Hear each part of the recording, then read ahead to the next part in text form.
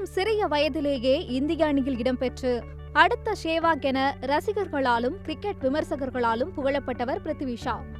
எவ்வளவு வேகமாக முன்னுக்கு வந்தாரோ அதே வேகத்திலேயே அதல பாதாளத்துக்கு சென்று விட்டார்.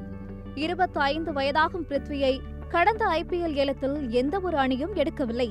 இதனால் தன்னுடைய திறமையை நிரூபிக்க வேண்டிய கட்டாயத்தில் இருக்கிறார்.